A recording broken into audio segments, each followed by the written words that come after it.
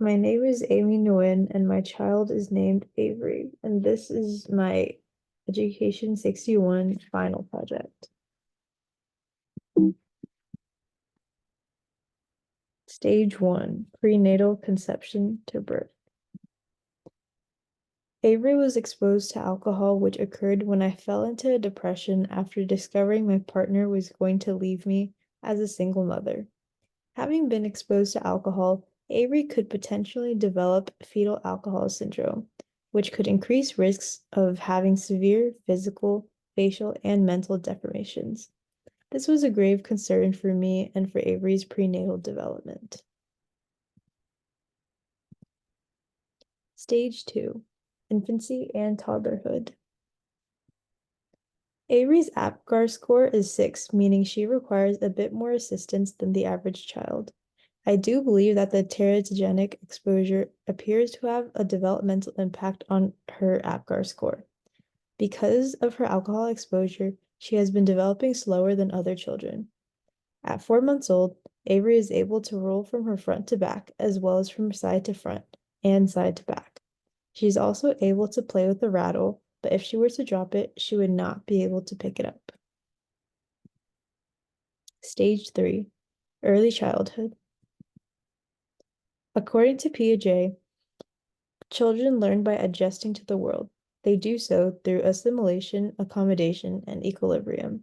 An example of Piaget's cognitive scheme building of information would be, at age 2, Avery loves playing with wooden blocks and stacks them on top of one another.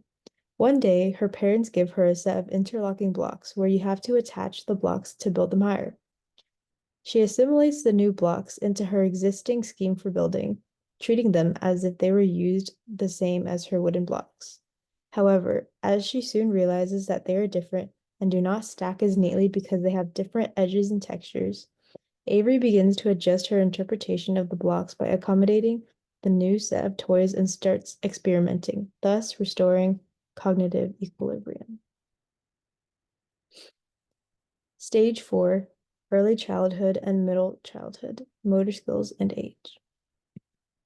As children continue to develop their fine motor skills, they go through stages including scribbles, first representational forms, and more realistic drawings.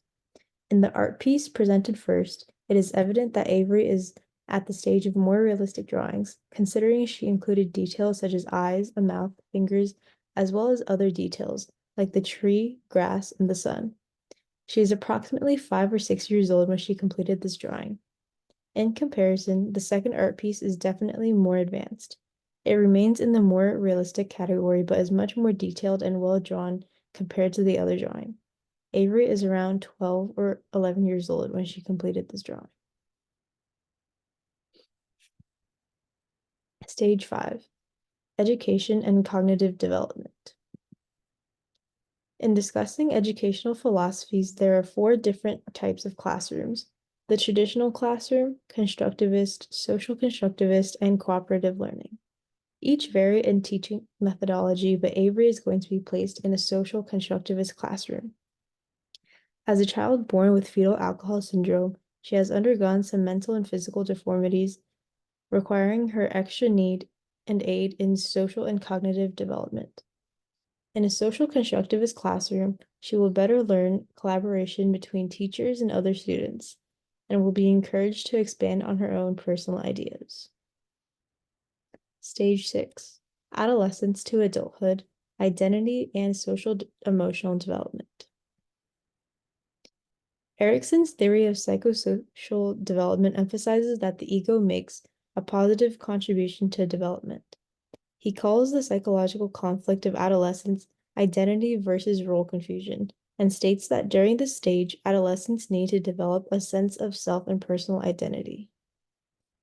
Avery is now grown up and is away at college. However, she feels very lost and unmotivated in pursuing her goals and completing her coursework. She sends a postcard describing how she is overwhelmed with college and is indifferent about passing or failing her classes, which displays clear identity diffusion. However, after several months pass, she discusses joining clubs and internships and organizations and how she feels like herself once again. She is now determined to get herself back on her feet and is excited for her uncertain future, depicting identity achievement. The 7 fun facts describe her growing processes. For example, she experienced a change in her feelings as she had her first crush at age 10.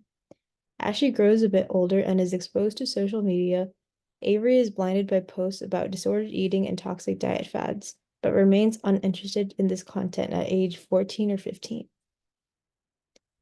As she continues growing up and makes friends of different ethnic backgrounds, she starts observing different household values and structures and learns more from her subculture as well as her dominant culture. The report card presents a summary of her human development, and attached is a picture of Avery at 15 years old.